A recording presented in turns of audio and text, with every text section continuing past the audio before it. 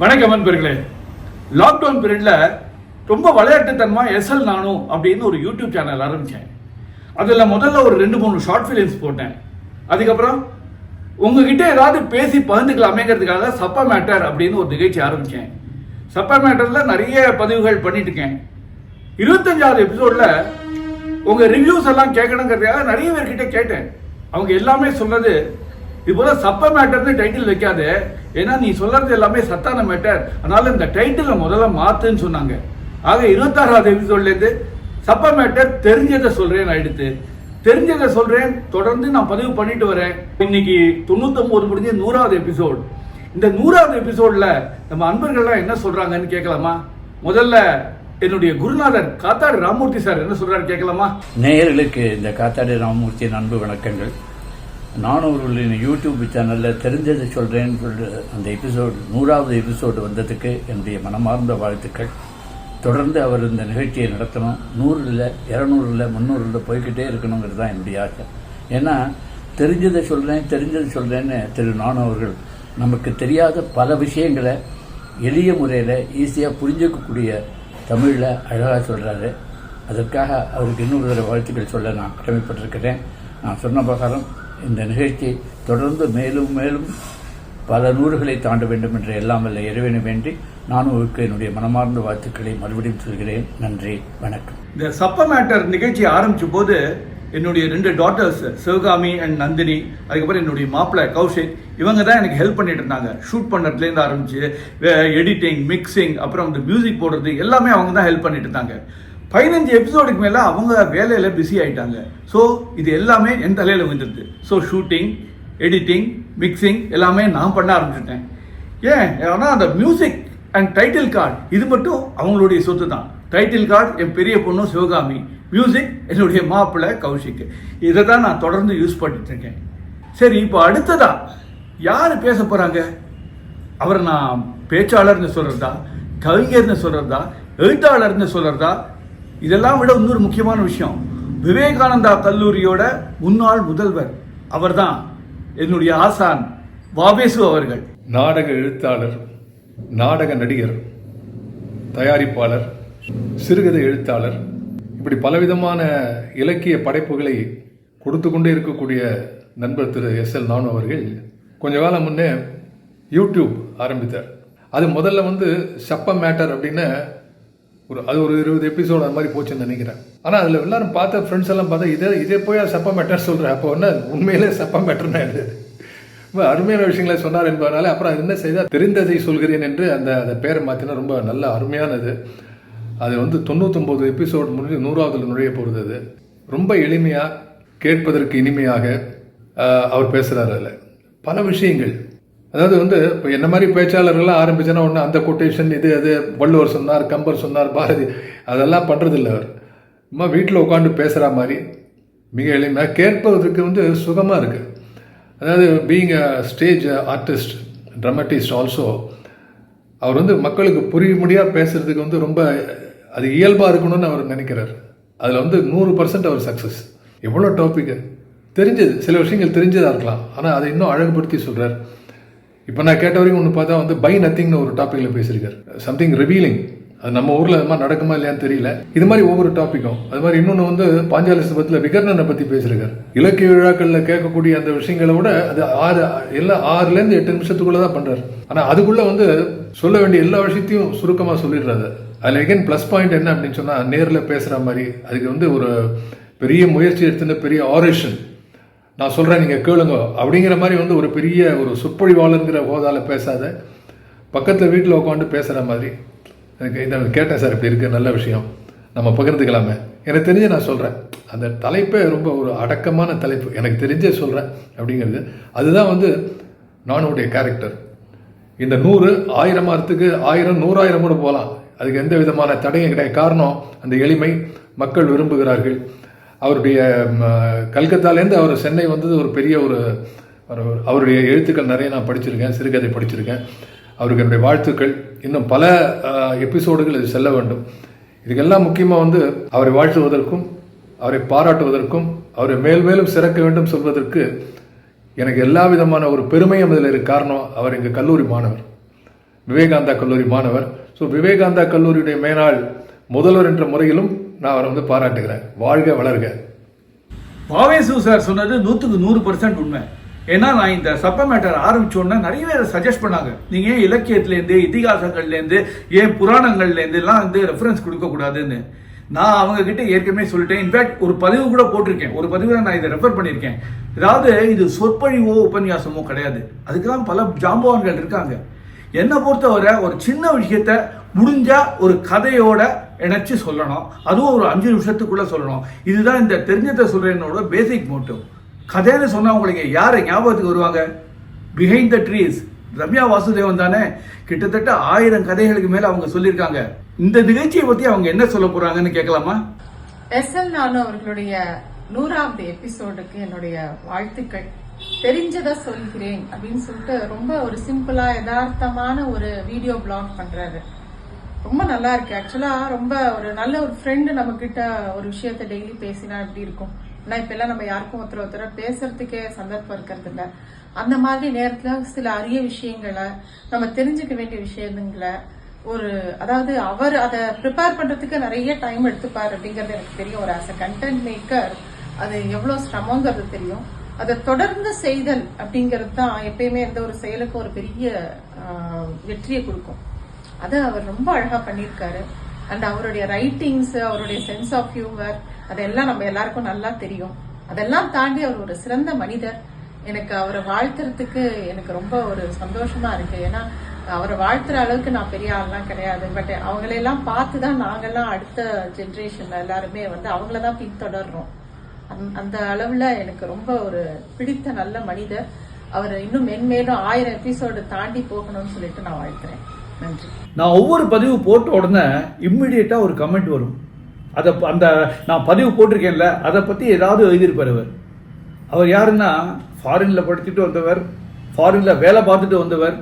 அது மட்டும் இல்லை, இங்கே வந்து அசோக் லேலாண்டில் ரொம்ப உயர் பதவியில் இருந்தவர்.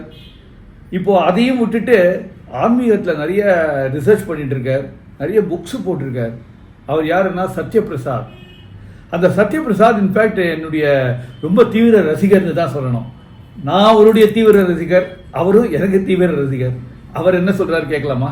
99 எபிசோடு நானும் அண்ணாவோட தெரிஞ்சதை சொல்றேன்னு கேட்டு பார்த்து மகிழ்ந்து கற்றுக்கொண்ட பலருள் நானும் ஒருவன். ஒவ்வொரு வாரமும் அது வந்த உடனே முதல்ல அதை போட்டு கேட்க வேண்டியது. பிரமிச்சு போயிருக்கேன். அதாவது சுருங்க சொல்லி விளங்க வைத்தல்பாங்க.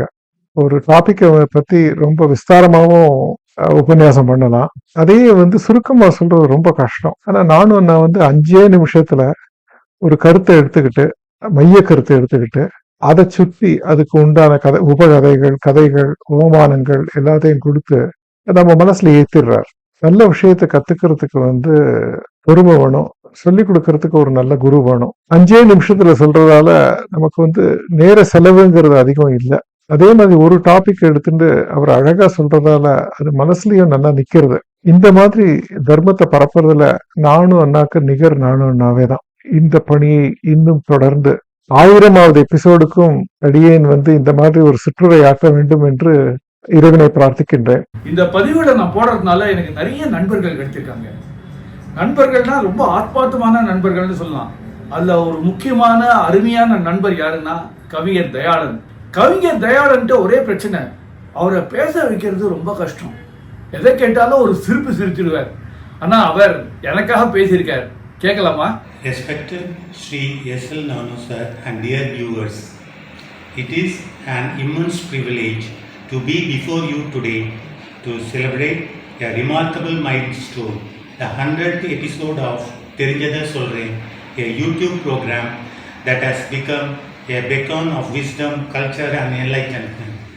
Sri SL Nanu sir, through his effortless eloquence and profound knowledge, has taken us on a journey through the timeless treasures of our Idihas, Vedantas and Puranas, blending ancient wisdom with contemporary relevance. Each episode is not just a discourse, but a conversation with our roots, delivered in his signature, casual yet captivating style. What makes Therinjatha Solren truly special is its ability to simplify deep philosophies while retaining their essence, making them accessible to everyone. Whether it is moral lesson, a historical anecdote, or a spiritual insight, Sir's words resonate deeply, leaving us enriched. As we celebrate this 100th episode milestone, we express our deepest gratitude for your dedication to preserving and propagating our heritage. May you continue to inspire generations with your wisdom, humor, and unmatched storytelling. Here is to 100 more episodes, 100 more lessons, and 100 more reasons to cherish our culture. Thank you and congratulations. நான் ஆரம்பிச்சதுலேருந்து தொடர்ந்து முடிஞ்ச வரைக்கும் விடாமல் நான் ஸ்டாப்பாக தான் அந்த பதிவுகள் போட்டுட்டு இருக்கேன். ஆனால் அதே மாரி ஒரு 2 சுச்சுவேஷனில் என்னால் பதிவுகள் போட முடியாமல் போச்சு. ஒன்று என்னென்னா, எங்கள் வீட்டுக்கு முன்னாடி இந்த மெட்ரோ ரயில் ஒர்க்கு, அது 24/7 ட்ரில்லிங் ஒர்க் நடந்துகிட்டே இருந்தது. அந்த சத்தத்தில் என்னால் ஷூட் பண்ண முடியல. ரெண்டாவது என்னென்னா, எங்கள் வீட்டில் கிச்சன் ரெனோவேஷன் ஒர்க் பண்ணேன்.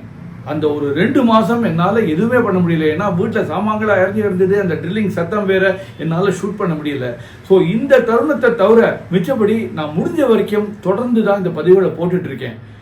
தொடர்ந்து இந்த பதிவுகளை போடுறேன்னு என்னை ஆதரிக்கிற இன்னொரு மனுஷர் இருக்காரு. அவர் யாருன்னா கவிஞர் மீ. விஸ்வநாதன். நண்பன் எஸ்எல் நானுவினுடைய இன்னைக்கு அவருடைய 100வது நிகழ்ச்சியாக தெரிஞ்சதை சொல்கிறேன் என்ற ஒரு நிகழ்ச்சி. மிகுந்த சந்தோஷம். ஒவ்வொரு நாளும் ஒரு சிறப்பான ஒரு செய்தியை சொல்லிக் கொண்டிருந்தார்.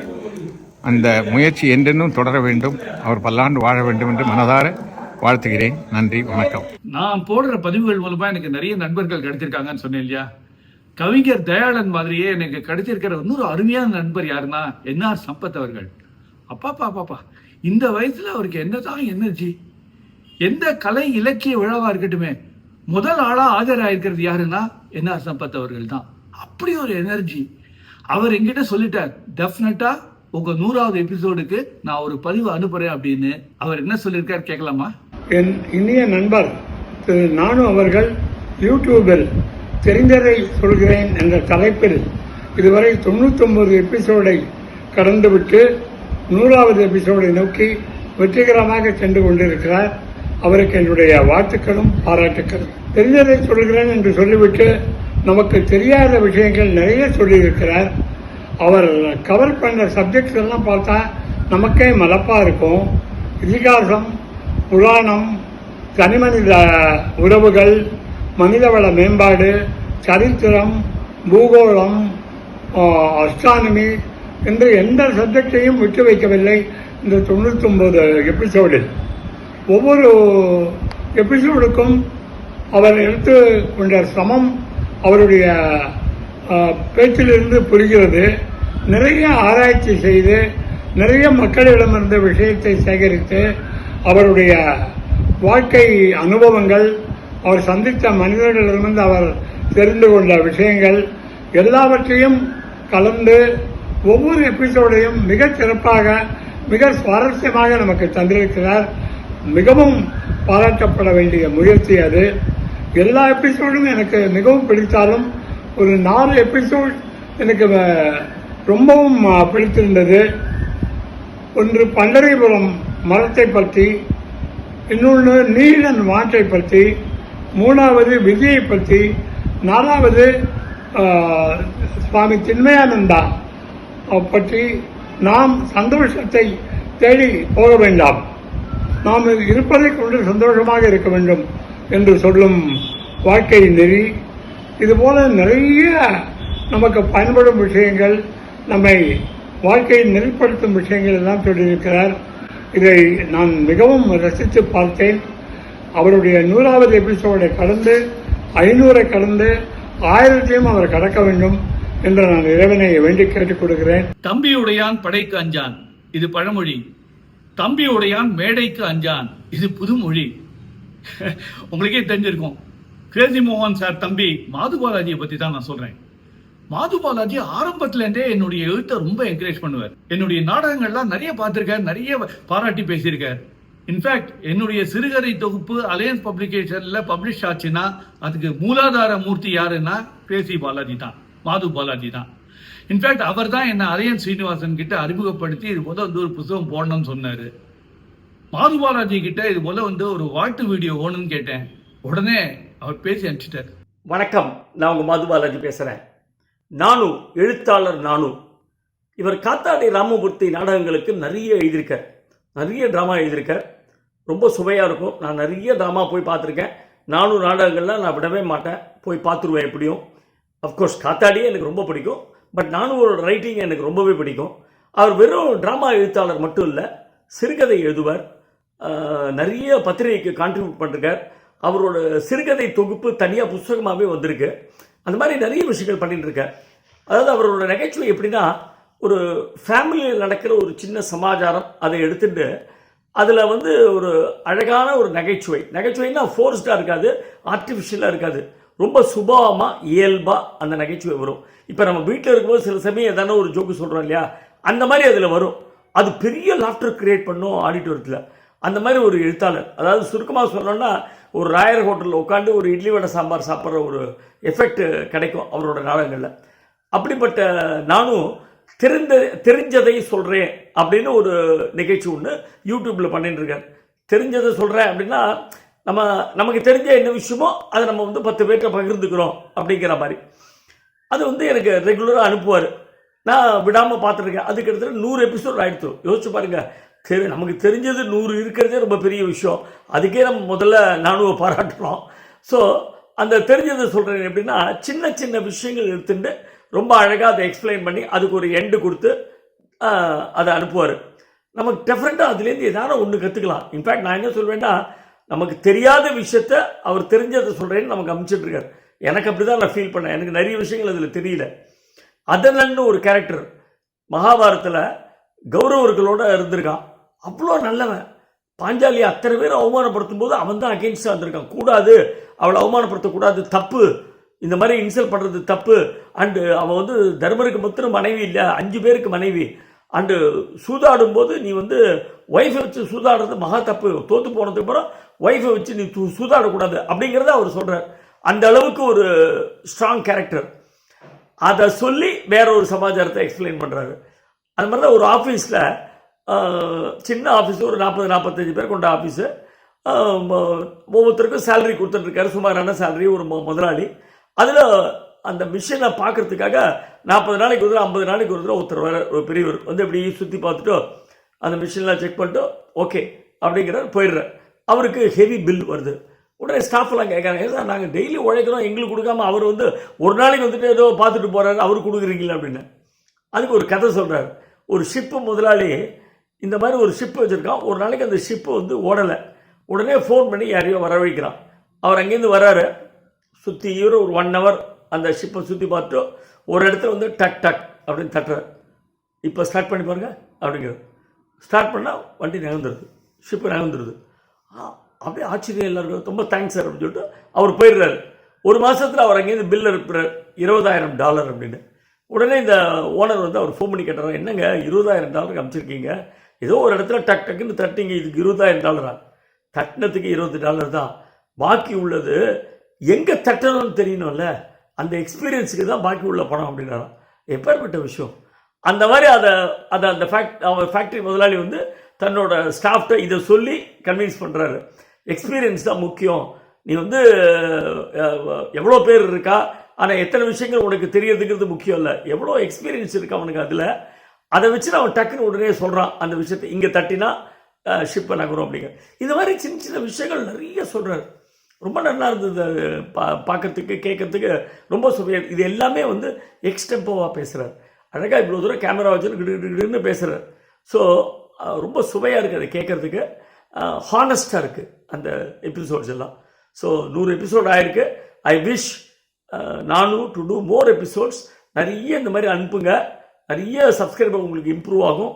கண்டிப்பாக நானே வந்து நிறைய பேருக்கு ஒரு அட்லீஸ்ட் என்னால் முடிஞ்ச ஒரு 5-10 பேருக்கு நீங்கள் அனுப்பும்போது நான் வந்து எல்லாருக்கும் அனுப்புகிறேன். அதனால் மோர் நம்பர் ஆஃப் எபிசோட்ஸ் பண்ணுங்கள். என்னுடைய மனமார்ந்த வாழ்த்துக்கள். தேங்க்யூ. என்னுடைய 44 ஆண்டு கால நண்பன், என்னுடைய ஃப்ரெண்ட், பிலாசபர், வேர்ஸ்ட் கிரிட்டிக் அவன் தான். வசிஷ்டர் வாயால பிரம்ம ரிஷின்னு சொல்லுவாங்க. இந்த ஸ்ரீனிவாஸ் வாயால ஒரு பாராட்டு வாங்கிறதுங்கிறது அவ்வளவு லேசுப்பட்ட காரியம் இல்லை. இந்த வசிஷ்டர் என்ன சொல்றாருன்னு கேட்கலாமா? ஹலோ லட்சுமிநாராயணா, இல்லை நானும் என்கிற லட்சுமிநாராயணன். தெரிஞ்சதை சொல்கிறேன். உன்னோட 100வது எபிசோடுக்கு என்னுடைய மனமார்ந்த வாழ்த்துக்கள். 100ன்றது 1000, 10,000 போய்கிட்டே இருக்கணும். நீ தெரிஞ்சதை சொல்கிற, நான் தெரிஞ்சதை கேட்டுக்கிறேன். அதனால் best wishes for the future too. Thank you. நல்ல வேளை வசிஷ்டர் நல்ல விதமாக தான் சொல்லியிருக்கார். அடுத்ததா நான் இவங்க வீட்டில் ஒரு 3 ஷார்ட் ஃபிலிம் ஷூட் பண்ணியிருக்கேன். இன்ஃபேக்ட் ஒரு ஷார்ட் ஃபிலிமில் அவங்களே மெயின் ரோலில் நடிச்சிருக்காங்க. இவங்க கிட்ட சொல்ல வேண்டியது என்னன்னா, இந்த ஹாஸ்பிட்டாலிட்டி ஷூட்டிங் நடக்கும்போது அப்பப்போ டீ காஃபின்னு வந்துட்டு இருக்கோம். அது மட்டும் இல்லை, சாப்பிட ஏதாவது கொடுத்துட்டே இருப்பாங்க. அப்படி ஒரு ஹாஸ்பிட்டாலிட்டி. அவங்க தான் கலாவதி பாஸ்கரன், டாக்டர் ஜே பாஸ்கரனுடைய மனைவி. திரு எஸ்எல் நானு அவர்கள் தெரிஞ்சதை சொல்கிறேன் என்ற தலைப்பில் ஷார்ட் வீடியோஸ் தொடர்ச்சியாக மிகச் சிறப்பாக செய்து கொண்டிருக்கிறார்.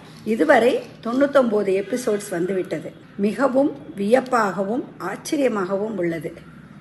எல்லாமே எளிய தமிழில் பார்ப்பவர் அனைவரையும் கவரக்கூடியதாக உள்ளது. அன்றாட வாழ்வியல் சார்ந்த கருத்துக்களை சிறு கதைகளோடும் ஓவியங்களோடும் அழகாக தெளிவாக எடுத்து சொல்கிறார். எல்லா எபிசோட் பற்றி சொல்லவும் எனக்கு ஆசை தான். ஆனால் நேரம் கருதி ஒரு 3 எபிசோட் பற்றி இதில் சொல்கிறேன். நம் வாழ்வில் சில நேரம் தர்ம சங்கடத்துக்கு உள்ளாகும் போது எப்படி முடிவு செய்வது என்பதை மகாபாரதத்தில் வரும் விக்கர்ணன் கதையின் மூலம் அழகாக விளக்குகிறார். அவர் சொல்லும் முறையும் விதமும் என் மனதை தொட்டது. பை நத்திங் என்ற எபிசோடில் எல்லோருக்கும் பொருந்தும் ஒரு நல்ல விஷயத்தை எடுத்து கூறுகிறார். நம்மிடம் உள்ள பொருட்களை நாம் யூஸ் செய்ய முடியாது போனால் அவற்றை குப்பையாக ஒரு ஓரம் போடாமல் மற்றவர்களுக்கு உதவும் வகையில் கொடுப்பது என்பது ஒரு திருப்தியை தரும் என்பது மறுக்க முடியாத உண்மை. எக்ஸ்பீரியன்ஸ் பற்றிய எபிசோடில் அந்த எக்ஸ்பீரியன்ஸ்னால வர நன்மைகளை அழகாக உதாரணத்துடன் எடுத்து காட்டுகிறார். அந்த எக்ஸ்பீரியன்ஸ் இது ரொம்ப எனக்கு பிடிச்சிருந்தது. எல்லா இளைஞர்களுமே பார்க்க வேண்டிய எபிசோடு இது. இவருடைய எல்லா எபிசோடுகளையும் எல்லோரும் பார்த்து, இது ஒரு வயதினருக்காக அப்படிலாம் கிடையாது. It is for every one. எல்லாருக்கும் புரியும். அதனால் எல்லாரும் இதை பார்த்து சப்ஸ்கிரைப் பண்ணி எல்லோரும் பயனடைந்து உங்களுடைய வாழ்வில் இதை அந்த நேரம் வரும்போது இதை உபயோகித்து பயன்பெறுமாறு கேட்டுக்கொள்கிறேன். நன்றி. இப்போ சமீபமாக தான் அவரோட பழகிற வாய்ப்பு கிடைச்சிது. நெருங்கி பழகின மாதிரி ஒரு உணர்வு. அதாவது இப்போ இல்லை, யுகமாக நெருங்கி பழகின மாதிரி ஒரு உணர்வு. அப்படி ஒரு ஆத்மார்த்த பந்தம். அவர் கிட்டத்தட்ட 2 லட்சம் கல்யாணம் பண்ணி வச்சிருக்கார் சாய் சங்கரா மேட்ரிமோனி மூலமா. அவர் தான் முனைவர் பஞ்சாபகேசன் அவர்கள். என்ன நானு சார், எப்படி இருக்கு? சோக்கியமா? சிக்கல் சிவராமன் காத்தாடி சார் எப்படி இருக்கார்? சும்மா சொல்லக்கூடாது. நீங்க அந்த சென்சிட்டிவ் செல்லப்பாவா அசத்தினாலே ரோல் நினைச்சா எனக்கு இன்னும் உடம்பெல்லாம் நடுங்கிறது. அந்த மாதிரி ரோல் பண்ண சும்மா கலக்கிட்டீங்க போங்க. அந்த ரோல்லாம் எப்படி கலக்கினீங்களோ அதே மாதிரி இப்போ வீடியோவிலையும் கலக்கிட்டு இருக்கீங்க. இப்போதான் நேற்றுக்கு போட ஆரம்பிச்ச மாதிரி இருக்கு. பார்த்தா ஒரு 99 வீடியோ. அதுவும் என்ன தெரிஞ்சதை சொல்றேன்னு சொல்லிட்டே இருக்கேன். அப்பா, உங்களுக்கு எவ்வளோ விஷயம் தெரிஞ்சிருக்குன்னு பார்த்தா அவ்வளோ ஆச்சரியமா இருக்கு. சூப்பர். ரொம்ப நான் ரசிச்சு பார்க்கலான்னு வச்சுக்கோங்களேன். அநேகமாக இது வரைக்கும் நீங்கள் அனுப்பிச்ச வீடியோ எல்லாத்தையுமே ரொம்ப ஒரு தடவைக்கு 2 தடவையாக போட்டு பார்த்து ரசிச்சேன்னா அது மிக எனக்கு தெரிஞ்ச வாழ்க்கை நடத்தும் அனுப்பிச்சு பார்க்க சொன்னேன். இது ஏன்னு கேட்டால் இந்த வீடியோக்கள்லாம் பார்த்தீங்கன்னா அவ்வளவு அற்புதமாக இருக்கு. இப்போ எல்லோருமே தெரிஞ்சுக்க வேண்டிய பல விஷயங்கள், எல்லோருக்குமே தெரியாத விஷயங்கள், தெரிஞ்ச விஷயங்கள் எல்லாத்தையுமே ரொம்ப தெளிவாக பார்த்தீங்கன்னா சொல்லிடுச்சுன்னு சொன்னால் மிகாது. அப்போது இதை பார்க்கும்போது எனக்கு ஒரு பாட்டு தான் ஞாபகம் வருது. காவியமா நெஞ்சில் ஓவியமா அதில் வீரியமா தெய்வீக காதல் சின்னமா காவியமா. ஸோ அந்த பாட்டில் ஒரு மாதிரி அந்த ஓவியமா எங்களுடைய நெஞ்சில் நீங்கள் தீட்டல் போங்க. அது எங்கள் நெஞ்சில் ஓவியமா என்னைக்குமே இருக்கும் இந்த வீடியோவை பார்த்தாக்க.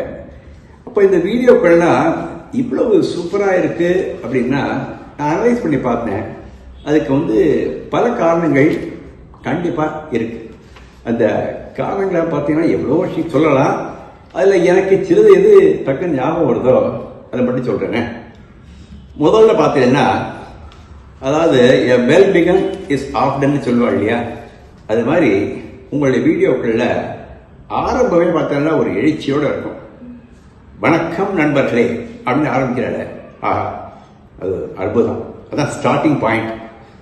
அந்த ஸ்டார்டிங் பாயிண்ட்டை வந்து டெம்போவை கொஞ்சம் கொஞ்சமாக பார்த்தீங்கன்னா இந்த வீடியோவில் இன்க்ரீஸ் பண்ணிட்டே வரும். அதுக்கு என்ன காரணம் கேட்டீங்கன்னா, உங்களுடைய கணீர் குரல். இந்த குரல் கதையை பார்த்தீங்கன்னா ஒரு கடவுள் கொடுக்குற ஒரு வரப்பிரசாதம். உங்களுக்கு அது வரமாக உங்களுக்கு கிடைச்சிருக்கு. அதுக்கப்புறம் அந்த டயலாக் சொல்கிற விதம் இருக்க, அது வந்து உங்களுக்குன்னு பார்த்தீங்கன்னா ஒரு தனித்துவத்தை வச்சுட்டு இருக்கீங்க. அதாவது ஒரு கேஷுவலாக, ரொம்ப சீரியஸாக சொல்லாமல் யார்கிட்ட பேசிட்டு இருக்கிற மாதிரி அப்படியே சொல்கிறேன் இல்லையா, நான் தெரிஞ்சு சொல்கிறேன், நான் கேட்டுங்க அப்படின்னு. அதனால பார்த்தீங்கன்னா அது ஒரு தனி ரகமாக இருக்குது. எல்லாருமே வந்து என்ஜாய் பண்ணக்கூடிய மாதிரி இருக்குது. அதுக்கு என்ன வேணும் கேட்டீங்கன்னா, இந்த வார்த்தைகள் வந்து விடணும். அந்த வார்த்தைகளோட ஃப்ளோ இருக்கு இல்லையா, அந்த வார்த்தைகள் ஃப்ளோ உங்களுக்கு அழகாக அந்த ரிவரில் போகிற மாதிரி அப்படியே எழுந்துட்டே இருக்கு.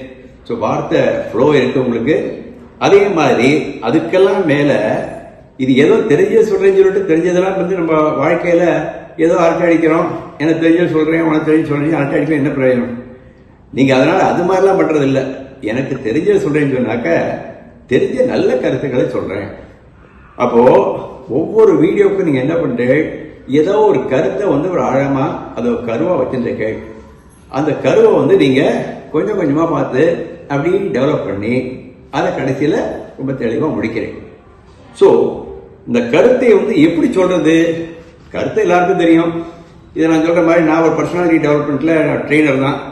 நான் ட்ரெயினர் மாதிரி எடுத்துகிட்டு அப்படி இருக்கணும் எப்படி இருக்கணும்னு சொன்னாக்க அது பார்த்தீங்கன்னா ஆஃப் பண்ணிட்டு பார்க்க மாட்டேன். அதனால் நீங்கள் என்ன பண்ணுறது, எல்லாருக்கும் புரிகிற வகையில் அந்த கருத்துக்காக அழகான ஒரு கதையை தேர்ந்தெடுக்கிறேன். கதைன்னா அது அவ்வளவு மேட்சிங்காக உங்கள் பாயிண்ட்டுக்கு ஏற்ற மாதிரி எங்கேருந்து தான் பிடிக்கிறாலும் தெரியாது. ஒரு பக்கம் கருத்து, இன்னொரு பக்கம் கருத்துக்கு ஏற்ற மாதிரி அழகான கதை.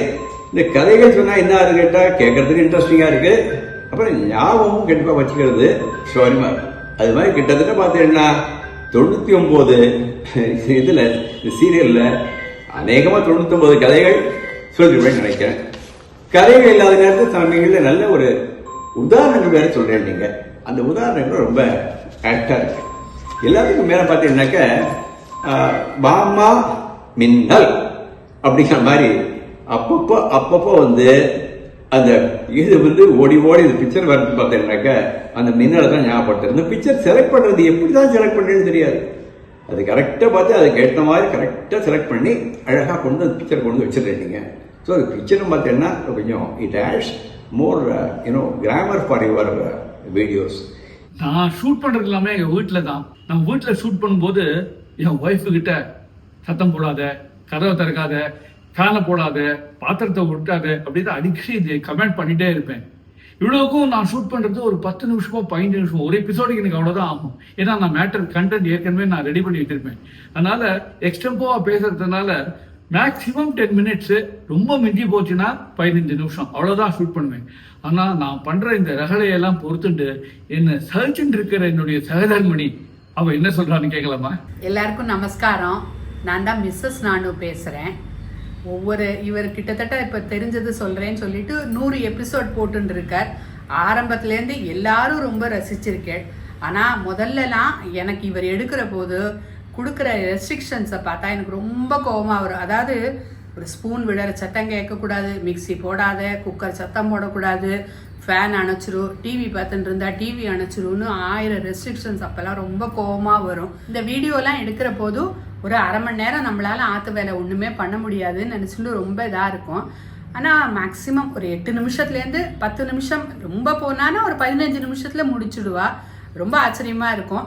பட் அப்புறம் வீடியோ பார்க்குற போது மனசுக்கு ரொம்ப சந்தோஷமாக இருந்தது. அண்ட் லைக்ஸு வியூஸ் எல்லாம் பார்த்துட்டு நிறைய பேர் கமெண்ட்ஸ் பண்ணுவா. காத்தாடி சார் ரொம்ப ஊக்குவிப்பார். அதெல்லாம் பார்க்குற போது மனசுக்கு ரொம்ப சந்தோஷமாக இருந்தது. இதுக்கு எல்லாமே காரணம் எங்கள் குலதெய்வம் ஆச்சாரியால் அனுகிரகம், அப்பா அம்மாவோட ஆசீர்வாதம், எங்கள் அப்பா அம்மாவோட ஆசீர்வாதத்தில் நல்லபடி வந்துட்டுருக்காரு. எல்லாத்துக்கும் மேலே ரசிகர்களுடைய உங்களோட பேர் ஆதரவும் நல்ல பாராட்டுகள்லாம் அவருக்கு வந்து ஊக்கியாக இருந்து நல்லபடியாக இந்த வீடியோக்கள் எல்லாம் நன்னா வந்துட்டு இருக்கு. உங்கள் பேராதரவோடு நன்னா வந்துட்டு இருக்கு. எல்லாத்துக்குமே உங்கள் எல்லாருக்கும் நானும் குடும்பத்தினர் சார்பாக என்னோட நன்றியை சொல்லிக்கிறேன். மிகச்சிறந்த மருத்துவர் மட்டும் இல்லை, சிறந்த எழுத்தாளர், பேச்சாளர், கலா ரசிகர், இதெல்லாம் விட சிறந்த மனுஷன். அண்ட் என்னுடைய நலம் விரும்பி என்னுடைய ஒவ்வொரு ஆக்டிவிட்டீஸுக்கும் அவர் அவ்வளவு என்கரேஜ் பண்ணுவார். அது மட்டும் இல்லை, நான் கொஞ்சம் மன தளர்ந்து போனால் கூட உடனே அவர்கிட்ட தான் பேசுவேன். அவருடைய பேச்சை கேட்டாலே அது எனக்கு விட்டமின் மாதிரி மறுபடியும் சார்ஜ் ஆகிடுவேன். அவர் வேறு யாரும் இல்லை, என்னுடைய அருமை நண்பர், ஆத்மார்த்தமான நண்பர் டாக்டர் பாஸ்கரன் ஜெயராமன். எல்லோருக்கும் வணக்கம்.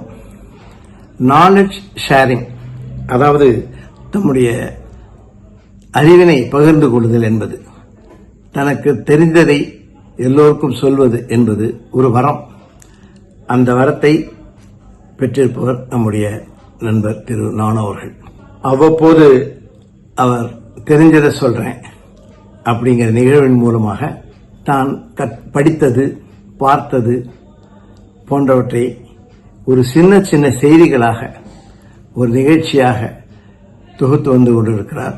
99 நிகழ்வுகள் இதுவரை அவர் பதிவிட்டிருக்கிறார். இந்த 100வது நிகழ்விலே அவரை வாழ்த்துவதில் நான் மகிழ்ச்சி அடைகிறேன். ஒரு நிகழ்விலையும் நம்முடைய புராணங்கள், இதிகாசங்கள், ஆன்மீக தலைவர்கள், பெரிய அறிஞர்கள் அவர்கள் சொன்ன ஒரு சின்ன விஷயத்தை எடுத்துக்கிட்டு மிக சுவாரஸ்யமாக ஒரு சிறு கதையாகவோ அல்லது ஒரு சின்ன நிகழ்வாகவோ சொல்லக்கூடிய நிகழ்ச்சி தான் தெரிஞ்சதை சொல்றேன். அந்த மாதிரி 99 நிகழ்வு, ஒரு நிகழ்விலையும் ஏதாவது ஒரு சின்ன அறிவுரை இருக்கும். உதாரணம் சொல்லணும்னா, அவருடைய 72வது எபிசோட்ல ஒரு அழகான சிறிய கதை சொல்றார். ஒரு குழந்தை வண்ணத்தி பூச்சியை பிடிக்கிறதுக்கு ஓடுறது, ஆனா வண்ணத்தி பூச்சி ஓடி போயிடுறது. அப்போது அதனுடைய தாத்தா கூட இருந்து சொல்றார், நீ தடன்னு ஓடி பண்ணா அது பிடிக்க முடியாது, உனக்கான ஒரு தோட்டத்தை உருவாக்கு, வண்ணத்தி பூச்சிகள் தானாக வருங்கிறார். அதாவது ஒரு எய்ம், நமக்கு ஒரு இலக்கு இருக்கிறது என்றால் அந்த இலக்குக்கு ஒரு வழியை தேடிக்கொள், அதற்கு ஒரு பிளானிங் அதை பண்ணி நீ அந்த இலக்கை அடையணும். நடதான் போனோன்னு எடுத்தோம் கவுத்தோம் பண்ணக்கூடாது என்பது ஒரு சின்ன ஒரு செய்தி. இந்த செய்தியை ஒரு சிறிய கதை மூலம் ஒரு தாத்தா, ஒரு குழந்தை, வண்ணத்தி பூச்சி, தோட்டம் என்று மிக அழகாக சொல்லியிருப்பார். நமக்கு எல்லாமே இந்த கதை மூலியமா சொன்னா மனதில் நல்லா பதியும். அதையும் சுவாரஸ்யமா இருந்ததுன்னா மறக்கவே மாட்டோம். அது மாதிரிதான் 2 எறும்பு கதை சொல்றாரு. ஒரு எறும்பு உப்புலயே வாழ்ந்துருக்கு, ஒரு எறும்பு சர்க்கரையிலே வாழ்ந்துருக்கு. சர்க்கரையில வாழ்ந்துருக்க எலும்பு இந்த உப்புல வாழ்ந்துருக்க எலும்பு கூப்பிடுது, அங்கேயே இருக்கே, என்னோட சாப்பாடையும் சாப்பிட்டு பாரு, நான் அது ஒன்றும் உப்பு கறிக்கிறது பிடிக்கல, நீ எங்கிட்ட எங்க இதுல சர்க்கரை சாப்பிட்டு பாரு அப்படின்னு கூப்பிடும் போது இந்த உப்புலே வாழ்ந்து கொண்டிருந்த எறும்புக்கு ஒரு சந்தேகம். அதனால வாயில கொஞ்சோண்டு உப்பு வச்சுட்டே போறது. அங்க போய் சர்க்கரை சாப்பிட்டா எப்படி இருக்கிற, இல்ல சர்க்கரையில இனிப்பெல்லாம் ஒன்றும் தெரியல எனக்கு அதே அங்க என்னோட இடத்துல என்ன இருந்தோ அந்த உப்பு கரிப்பு அதேதான் இருக்கு அப்படின்னு சொல்றது. அப்பதான் பாக்குறது வாயில முன்னாடியே இது உப்பு வச்சுன்னு இருக்கு அப்படின்னு. அப்போது அது சொல்கின்றது மிக சிறப்பான ஒரு செய்தி. நீ அந்த உப்பு வச்சுட்டே எது சாப்பிட்டாலும் அந்த உப்பு கரிப்பு தான் வரும், மீதி எந்த சுவையும் தெரியாது. அது போல அந்த உப்பை முதல்ல வெளில தள்ளு, அப்பதான் நீ அடுத்த இனிமையான ஒரு சுவையை நீ அறிய முடியும் அப்படின்னு சொல்றது. அதாவது நம்முடைய உள்ளத்திலே பல எண்ணங்கள், பல குப்பைகள் இருக்கின்றன. The Lord is waiting outside. You are not letting him come in because அந்த உள்ளம் பூரா அவன் குப்பை சேர்த்து வச்சுருக்கு. அந்த குப்பையெல்லாம் வெளில விட்டுடு. எல்லா குப்பையும் அகற்றி வெளியே விட்டு உள்ளத்தை தூய்மையாக வைத்துக்கூடாது. வெளியே இருந்து புத்தம் புதிய காற்று உள்ளே சேரும் அப்படிங்கிற ஒரு மிகச்சிறந்த தத்துவத்தை இந்த ஒரு சின்ன கதை மூலமாக சொல்கிறார். இந்த 100 எபிசோட் அப்படிங்கிறது 200, 500, 1000 என்று கடந்து இன்னும் மேலும் மேலும் பல சின்ன சின்ன செய்திகளை இப்ப நாம இருக்கிற அவசரமான உலகத்துல 5 நிமிஷம் 10 நிமிஷத்துல ஒரு சின்ன செய்தியை கேட்டா மனசில் நிற்கும். உட்கார்ந்து 1 மணி நேரம் உபன்யாசம் கேட்கறதுக்கோ அல்லது உட்கார்ந்து ஒரு புத்தகத்தை படிப்பதற்கோ நமக்கு நேரமில்லாமல் ஓடிக்கொண்டிருக்கிறோம். அந்த நிலையில் இந்த தெரிஞ்சதை சொல்கிறேன் எபிசோட் மிக சிறப்பாக அமைந்திருக்கிறது. திரு நானு அவர்களுக்கு என்னுடைய வாழ்த்துக்களை தெரிவித்துக் கொள்கிறேன். மேலும் மேலும் சிறப்பான பல செய்திகளை தெரிஞ்சதை சொல்றேன் மூலமாக அவர் நமக்கு அளிப்பார் என்று நம்புகிறேன். வணக்கம். அன்பர்களே, இன்னைக்கு நிறைய நண்பர்கள் பேசினார்கள். இது எல்லாமே உங்களுடைய குரலாக தான் நான் நினைக்கிறேன், உங்களுடைய வியூஸாக தான் நான் நினைக்கிறேன். நான் தொடர்ந்து நான் கேட்குற நான் படிக்கிற விஷயங்களை உங்ககிட்ட பகிர்ந்துக்கலாம்னு இருக்கேன். நீங்கள் பண்ண வேண்டியதெல்லாம் உங்கள் ஃப்ரெண்ட்ஸுக்கிட்ட என்னுடைய பதிவுகளை ஷேர் பண்ணி அவங்களையும் இந்த எஸ்எல் நானும் யூடியூப் சேனலுக்கு சப்ஸ்கிரைப் பண்ண சொல்லுங்க. அப்போதான் இந்த 200லேருந்து 300க்கு தாவி 300லேருந்து 400க்கு தாவி அதையும் தாண்டி போக எனக்கு ஒரு என்கரேஜ்மெண்ட்டாக இருக்கும். மறுபடியும் அடுத்த பதிவில் உங்களை சந்திக்கிறேன். அது வரைக்கும் உங்ககிட்ட இருந்து விடைபெறுவது உங்க எஸ்எல் நானும். வணக்கம்.